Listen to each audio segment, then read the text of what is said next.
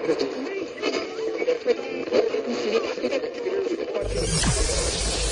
ready for unique, rare, and little-known treasures from the golden age of radio. You're listening to The Amazing World of Radio with Adam Graham. Welcome to The Amazing World of Radio. From Boise, Idaho, this is your host, Adam Graham. If you have a comment, email it to me, box13@greatdetectives.net. Our tribute to Olivia De Havilland continues, and we go to another selection of my Patreon supporters. And Randy suggested we go ahead and do Strawberry Blonde. So we're going to bring you the Screen Guild Theater presentation of Strawberry Blonde. Original air date, October 5th, 1941. And let's go ahead and take a listen.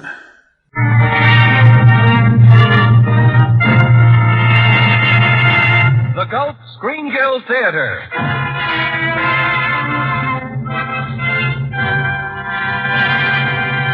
Your host, the director of the Star's own theater, Roger Pryor.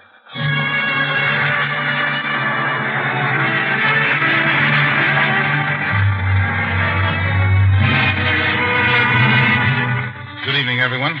Your neighborhood good Gulf dealer and the Gulf Oil Companies welcome you once again to the Gulf Screen Guild Theater. And now I want to... Hey, Roger! Oscar Bradley, Sheldon! Here she comes! That's Strawberry Blonde! I love my wife, but oh, you kid! Going my way, sister? What is your way? Any way she's going. Yes, sir, she's here, folks. That Strawberry Blonde, starring James Cagney, Olivia De Havilland, and Jack Carson. Our stars will be on stage in just a moment, and while we're waiting for them, we'd like to say a word about a relative of yours. He's your uncle. He's my uncle, too. And mine, Roger. He's our Uncle Sam. You know, our Uncle Sam is the most important customer car manufacturers are working for today. And since that's so, there won't be so many new cars available. And you may have to keep your present car for another year or longer. So make sure your car gets the best possible care. And remember, the better lubrication it gets, the longer it will stay acting and feeling young. So give your car the newest and most scientific lubrication. Gulflex Registered Lubrication. Gulflex Registered Lubrication was developed by experts to give you top-notch protection at no extra cost. The Gulflex man uses not just one or two greases, but 6 specially developed Gulf lubricants. When Gulf Laboratory research men tested one of these, Gulflex chassis lubricant, they found that it stays in the shackle 30% better and lubricates almost 100% longer than the average of competitive products tested. Yes, this is only one reason it will pay you to insist on Gulflex Registered Lubrication. And at the same time, let the Gulf man protect the engine of your car with Gulf Lube Motor Oil, the finest regular-priced motor oil he's ever sold. For a real money-saving and car-saving team, get both Gulf Lube Motor Oil and Gulflex Registered Lubrication.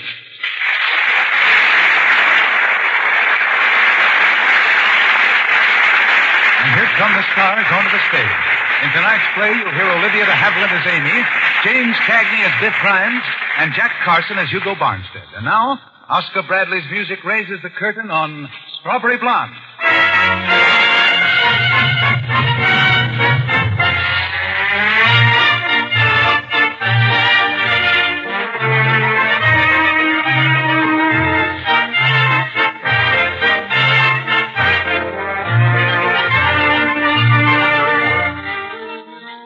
It's a lovely, tranquil Sunday afternoon in 1900. Children are playing in the streets. Young couples are blissfully strolling hand in hand. Brooklyn hasn't even heard of baseball. Everything is calm, peaceful, and serene. And in his dental office around the corner, Biff Grimes is murdering his old friend Hugo Barnstead. How does it feel to die, Hugo? How does it feel to know you'll never get out of my dentist chair? Just think, all these years I've been thinking of going after you with a gun. And today you walk right into my house with a toothache. You didn't know I was a dentist, did you, Hugo? Now I've got you where I wanted you for years. No use in struggling, Hugo. Your arms are strapped to the chair. Your mask is over your face. The gas is turned on. Breathe deep, Hugo. What? Yes, Amy, what do you want? Can I come in? No, I've got a patient in the chair. Will you be long? No, this won't take hardly any time at all. Well, let me know when you're ready to go for our Sunday afternoon walk. Yes, sure, Amy. I'll let you know. Oh, you know, this won't take much time. Our account's a big one, but you're going to pay it in full. Remember when it started piling up? It all began that night long ago, when you took me along on a double date with you. You remember that, Hugo? I do.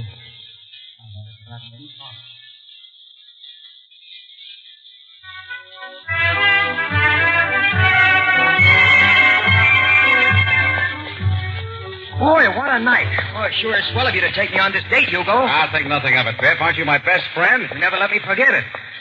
Hey, who smells so gorgeous? You or the horse? Me. It's a little something called Canal number 5. Smells prettier than a canal. It's French, and in France, canal isn't a canal. Oh. Hey, who are the girls? Well, one of them's Virginia. Whoa! What did you say? Virginia Brush, the strawberry blonde. And I'm Hugo Barnstead, the chicken inspector. You mean without ever being introduced, she made a date with you? Of course not. Virginia's a nice girl. You know it. But? But what? Go on. Well, I just happened to pass her on the street today, and she happened to drop her handkerchief, and when I picked it up, she just happened to mention she might be in the park tonight with her girlfriend, Biff. Oh, well, that's a nice girl to do that, I guess. Shut up and get moving, Beetlenose. Come on, get up. I suppose you get Virginia and I draw the girlfriend? Well, naturally, Biff. Didn't I bring the horse? I bet she's a squab.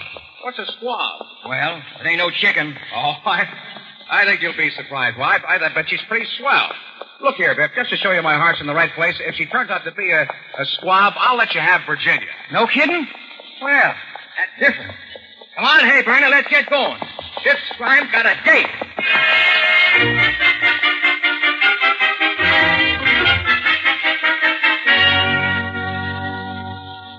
Hello, Virginia. Am I late? Amy, what kept you? I've been expecting the boys any minute. Well, what's the matter? Is something wrong with me? Didn't you have time to get out of that nurse's uniform? I had plenty of time. But why should I? I'm proud of my uniform. It's a sign to men that women leave, Amy. Just tonight, try to be a woman, not a pamphlet. Why, women throughout the ages... Oh, it is a lovely name. That's the first sensible thing you've said since... Amy, look. That carriage up the street. They're coming. When a woman says they in that tone, it must mean men. Don't look at them. Hey, the red-headed one's good-looking in a weather-beaten sort of way. He's yours. But I warn you, Hugo says he'll never amount to anything. Why not? He's a dentist and an idealist. Oh. Hugo's going to have his own construction company soon. He's very smart. Now, don't say a word to them when they pass. Of course, if they say something, we'll say something. And if they don't say anything, we won't say anything? Of course not. That will show them we're good girls and not to be trifled with. Well, then what are we here for if not to be trifled with? Oh, Amy. Shh. Now, let's pretend we don't see them. Whoa! Whoa, boy. Whoa. Excuse me, aren't you the young lady whose handkerchief I returned this afternoon? Why, yes. I believe I am. Well, then I believe the circumstances permit me introducing myself. My name is... Hugo Barnstead, and your friend is Biff Grimes. Amy. Her name's Virginia Brush, and I'm Amy Lynn. And I like Biff. Hugo, did you hear that? Oh, for Pete's sake, everybody, let's cut out the nonsense. This is a prearranged date, and we all know it. I have to be back on duty by 11, so let's check a tootsie. Virginia, you ride in front with Hugo, and I'll ride in back with Biff. Well, that's splendid. Allow me to help you in, Miss Brush. Well, Biff? Get in, free thinker.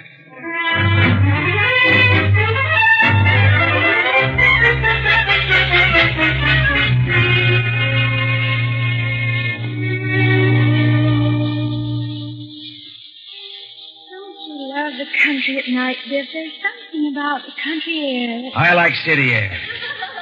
Oh, I wonder what Virginia and Hugo are doing over there. Who cares? You're not a very easy person to get to know, Mr. Grimes. Well, that's the kind of a hairpin I am. My mother was one of the original Duma girls. What'd she play, second base? I mean, she was a suffragette. They had bats in their belfry. They did not. All right. Nobody's blaming you for your mother. I'm not apologizing for my mother. Oh, listen, do I know your mother? Why get into an argument about her? Excuse me. I think I'll have a smoke. May I have one, too? Yeah, sure. Hey, don't tell me you smoke cigarettes. Only when I'm bored. Your mother a bloomer girl. You a nicotine fiend. And are there any more at home like you? I have an aunt who's an actress. Well, that completes the picture. Why, I bet you let a boy kiss you, even if you weren't engaged. He was charming and nice looking, I certainly was. You mean? Exactly. Look, wouldn't you like someday for a nice fellow to marry you? Not particularly. You don't believe in the institution of marriage? An outmoded, silly convention. Don't you want a home and kids? Well, certainly I do, but that doesn't mean that I have to. You don't mean... Strictly. Well, of all that... Oh, you go! You go! Oh, what's the matter, Biff? We gotta get out of here, quick. Well, why should we? She's been free-thinking again. Why, Biff, she's perfectly harmless. And you take her home. I'm going home with Virginia.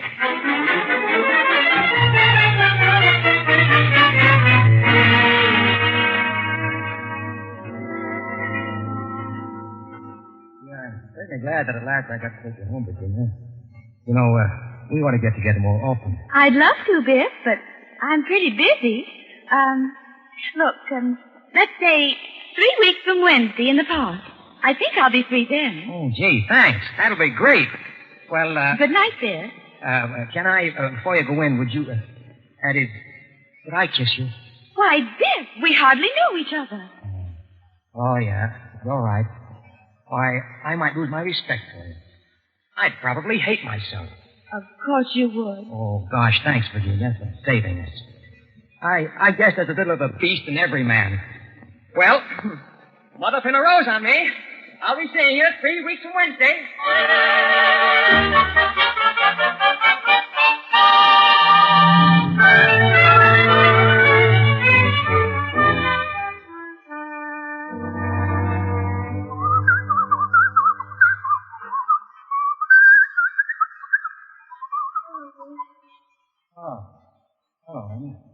Beautiful night. Look, I've got a date with Virginia. I've been waiting 3 weeks for this night. Now, beat it. Well, maybe I've got a date, too. Must be a good one. You all dressed up like Mrs. Astor's horse. Where are the bloomers? Well, if you're ready... Never mind! Mind if I sit down? I promise I'll go whenever you want me to. Well, that will be when I hear Virginia coming. All right. You love Virginia. Hey, what business is it of yours? I guess you do, otherwise you wouldn't be angry. Oh, sure I do. Oh, she's somehow my ideal. Biff, I saw Virginia this afternoon. Yeah? And she asked me to tell you that she couldn't meet you here tonight. You're crazy. She won't be here, Biff. Why not? Because at 4:00 this afternoon, she married Hugo Barnstead. Married Hugo? I was a witness at the wedding. I don't believe it. It's true, Biff. They left for Niagara Falls right after the ceremony. She wouldn't. She couldn't. She did. I'm sorry, Biff. Oh, I don't want your sympathy. Why, girls are like horse cars. There's one coming along every minute. Sure they are, Biff. I'd like to show her. Wish you weren't such a free thinker. I'd ask you to be my steady. You would? Oh. Well, I'm really not very much of a free thinker, Biff. But your mother was an original bloomer girl. No, she wasn't. Father wouldn't matter. Oh. Well, what about the aunt who was an actress? Well, she was only an actress in a church play. I bet you're a fake all around. I bet you never even smoked a cigarette. I put them in my mouth sometimes, but I never lit them. Oh, Biff, I was such a fool. Oh, no. Please don't cry. Everything's all right. You can be my steady. You really mean it? Sure. Oh, that's wonderful. Well, then it's understood, huh? We've got an understanding? Yes, Biff. Just remember this, though. No more of this smoking business, lit or no lit. All that boomer and free everything business? None of that either. All right, miss. Would you like to kiss me? Yeah, all right.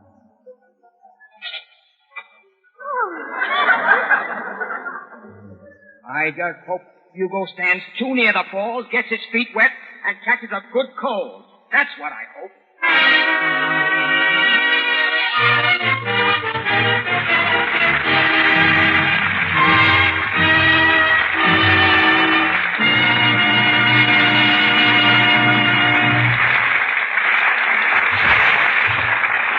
And so the Gulf curtain falls on Act One of tonight's play. During the short intermission, before we bring you the rest of tonight's story, we'd like to tell you about an unusual name that figured in the news back in the gaslit era of the Strawberry Blonde. Well, folks, that name is Spindletop. And although many of you may not recognize the name Spindletop, it's a name that means something to every American. For it was on a low hill south of Beaumont, Texas, a hill called Spindletop, that the first big oil well in Texas was brought in 40 years ago. That discovery was a great step ahead for the petroleum industry and for America. It contributed much to the revolutionizing of industry and transportation, as well as helping to make life richer and more enjoyable for all of us. This week, there's going to be a big 3-day celebration in Beaumont, at which a monument will be dedicated to the men who discovered that oil well. And, folks, it's interesting to know that the Gulf oil companies trace their origin to this first big oil well, the Lucas Gusher, brought in by the Guffey Petroleum Company, the forerunner of the Gulf Oil Company. Now, since those early days, Gulf has been a leader in developing the finest petroleum products that are constantly improved to give you better value. For instance, this year, for you motorists, there's the 1941 Gulf No-Nox gasoline. And this year and every year, there are the special services that you get from your good Gulf dealer that help your car last longer. So for Gulf quality products and for friendly, helpful service, stop at your neighborhood good Gulf dealers.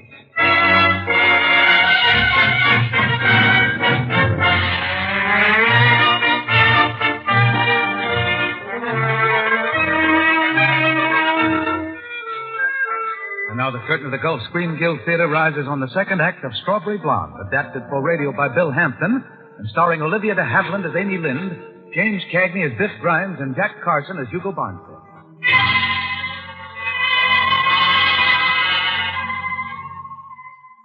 Can you still hear me, Hugo? I don't want you to die until after I've added up the whole debt you've been owing me all these years. All these years, Hugo. The ache you had in your tooth that brought you into my office today isn't half the ache I had inside me when you stole Virginia. Never got over it, Hugo. Even though I married Amy. Breathe deep, Hugo. I've got a whole tank full of gas for you. And meanwhile, let's go on to the next item in our account. That one's in the book when you and Virginia came back from your honeymoon. Remember? You handed me a lot of soft soap, took me into your company, and I swallowed the bait, hook, line, and sinker. That very night, he and Amy were sitting in our little place.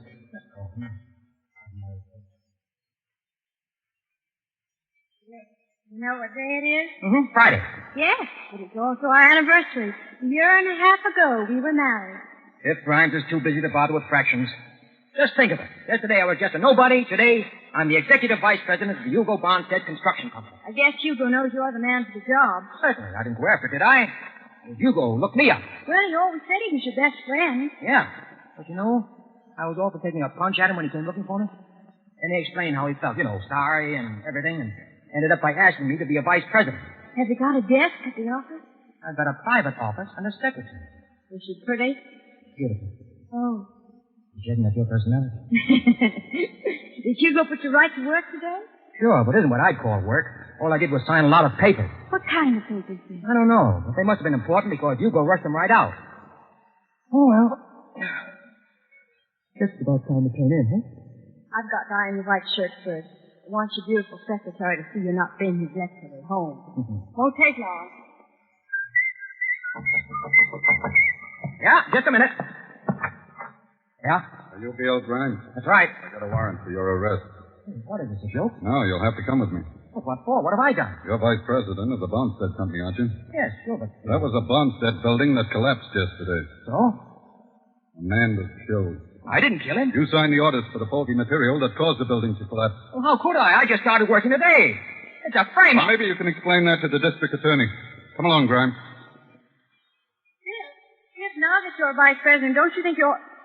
Oh, it's all right, Amy. This is Charlie Brown. How do you do? Is anything the matter? Oh, no, nothing at all. You see, the police department is holding... That is, they're giving a clam bake down at Coney Island Wednesday, or was it Thursday?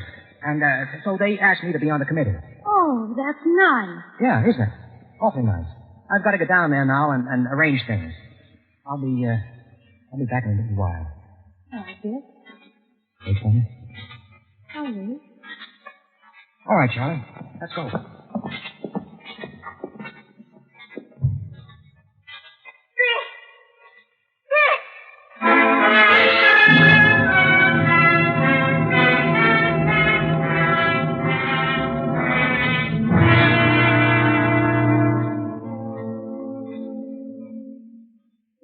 So, you made a sucker out of me again, Hugo.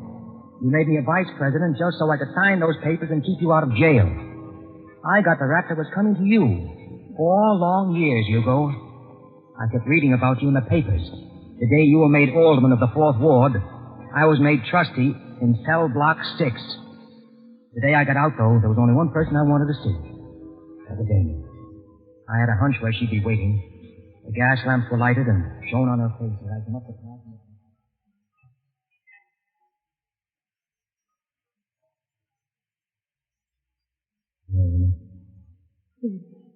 Yep, me. Something told me you'd be in the park. I don't know, just something. Nice. Spring. Yes. Spring. You glad to see me? You know I am, dear. Same here. You all right? Yes, fine. I would have been all shot to pieces if I hadn't gotten your letters. The thought of you waiting. Yeah, but somehow. I know, dear.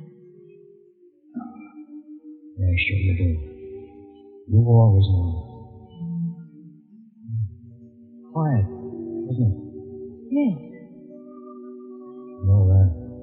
You'll have to move to a new neighborhood. All right, dear. All right with you? Wherever you go, dear, I'll go. I think you're the finest lady in the whole world.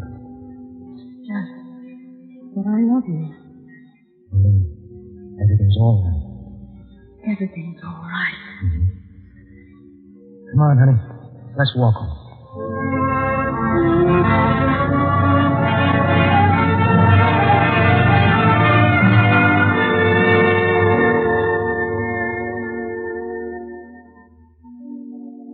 Oh, that brings our account book up to date, Hugo. Not counting the tough years since then. A jailbird has a hard time making a new start. Now you know how glad I was when you walked in here today with your toothpick. Now you know why I strapped you in my dentist chair and started feeding you gas. I'm going to kill you, Hugo. I'm going to make you pay for all those years in jail. But most of all, for stealing Virginia. The girl I loved. I waited a long time for this, Hugo. And now I'm going to settle our account. Huh? Oh, yes, Amy? Answer the door. I can't, Amy. You heard what I said. Oh, all right. I'll be right back, Hugo. Finish it. I'm coming. Hello, Beth. Oh, Virginia. Yeah, Virginia. Well, aren't you going to invite me in? Yeah, come in. Quit staring, will you? You act as though you were seeing a ghost. I think I am. Well, you're not. I may not look so good. I'm not a sorbet blonde anymore, but I'm no ghost. I'm real live flesh and blood. That's why I sent Hugo here, Dick. You knew it. I was the dentist he was going to see? Sure. I have to have some excitement. I don't look so good, do I, Dick? Well, you look excited and tired. Yeah. Tired of the wreck of the Hesperus I married. Still married to Amy, Dick? Yep. She stuck to me. Well, Hugo could always take me away from you, and I could always take you away from Amy. I'd like to see you, Dick. What about tomorrow night? I've got a date with Amy. Day after tomorrow? Still, Amy. Oh. Changed my mind too late, huh, Biff? Well, there's more fish in the ocean, dearie. Have you finished fixing the big baby's tooth? Not yet, but it won't take a minute now. You know, you could give him a little too much gas. What? I don't suppose it even occurred to you. You always were an idealist, Biff. Yeah, well, we'll wait right here. I'll finish with Hugo. Hey. Where you been, Biff? I had a funny dream, as if I were dying. I guess I fell asleep. Oh, why don't you take care of this tooth? I'm going to. Which tooth did you say it was? There. That one. Open your mouth just a little wider, please. What are you going to... Oh! Hey! Hey, what's the idea? Oh! You wanted a tooth pulled? Yeah, but I wanted gas, too. Oh, man. How much do I owe you? You don't owe me a thing. I don't understand. All our lives, I was the dope. You were the wise guy. You got everything. I got nothing. What are you driving at? Remember what we learned in Sunday school? Vengeance is mine, saith the Lord. I still don't understand. I might have been the one married to Virginia. Go on, Hugo. Virginia's waiting for you in the other room. I'm right here. I heard what you said, Biff. I got it. Well, I didn't. When we get home, I'll explain it to you, with blocks. When are you going to stop heckling me? When you stop breathing. Come on. Well, I'm all dressed, Biff. Are you ready to go walking? Yeah, I'd love to go walking. Here's your hat. Come on.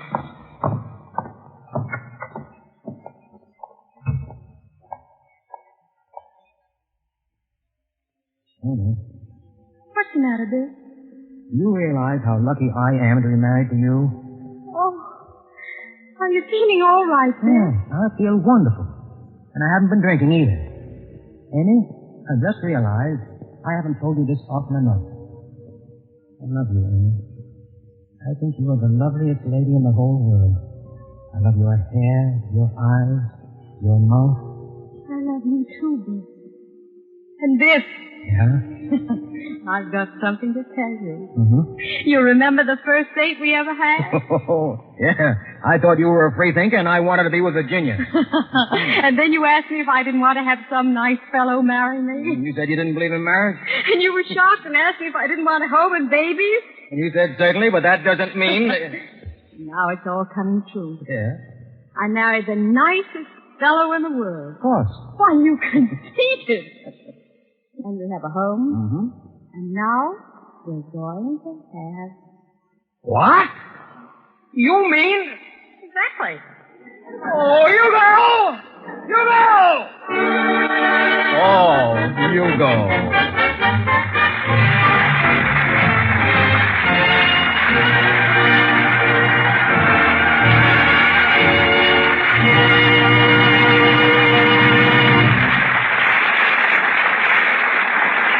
Thank you, Jimmy Cagney, Olivia De Havilland, and Jack Carson. You were great. I think our audience ought to know that you, like all the stars who appear here in the Gulf Screen Guild Theater, donated your performances.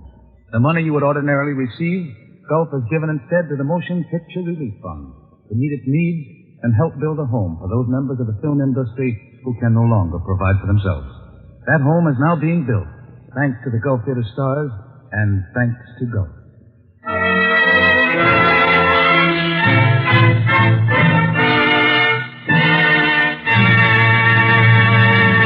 Next week, we've got a Gulf Theater Extra Special.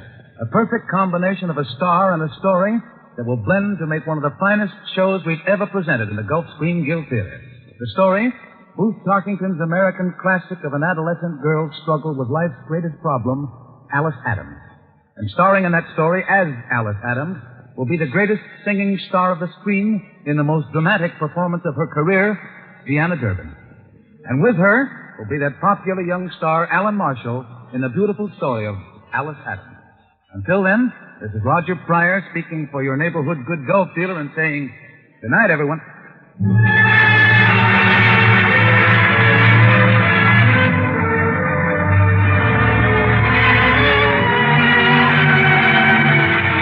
Ladies and gentlemen, the Gulf Oil Companies want to remind you that almost 600 cities in the United States and Canada are raising funds to maintain their hospitals, visiting nurses, child and family welfare, and other humanitarian services. So do your part. Contribute generously. Help your community mobilize for human needs.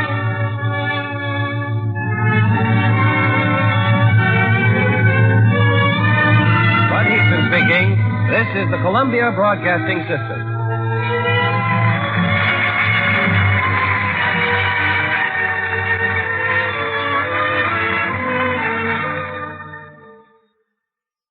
Welcome back. Well, a very good episode of Screen Guild Theater. I think, the overall message and tone, it does take some interesting turns along the way, and I do like where the story ends up.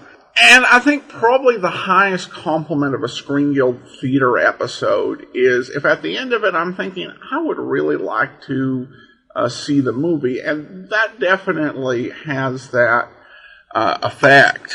Particularly in that final scene where he runs into Virginia again. A lot that I think was probably in the film visually used lighting and other filmmaking tricks to tell.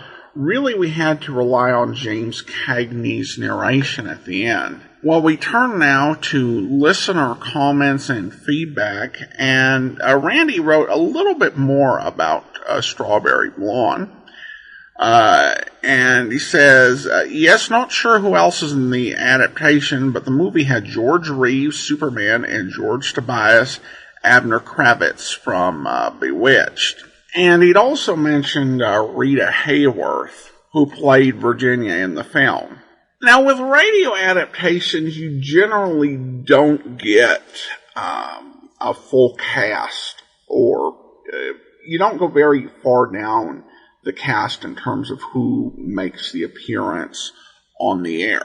In this case, we got 3 of the 4 principal cast members, and after that, it was, different actors who, worked regularly with the Screen Guild players. And that's kind of common. Sometimes you'll only get 1 or 2 back. I think the most I've ever heard, the Philadelphia story, when they adapted that for Victory Theater, and we did that in our Great Movies Over Radio series, they got all 4 of the main leads back, and also there was the Screen Guild Theater adaptation of the Maltese Falcon, where they were able to bring back Mary Astor, Sidney Greenstreet, Peter Lorre, and of course Humphrey Bogart. So generally, just beyond a few members of the principal cast, somewhere between 1 and 4, usually 1 and 3, you're not going to hear the same people who are in the movie. But again, another reason to go out and see the movie. Thank you so much for the suggestion. I really enjoyed that and appreciated your help, Randy, with getting this narrowed down. All right, well, join us back here on Friday as we'll bring you another episode in our Olivia De Havilland tribute. In the meantime, send your comments to box13@greatdetectives.net. From Boise, Idaho, this is your host, Adam Graham, signing off.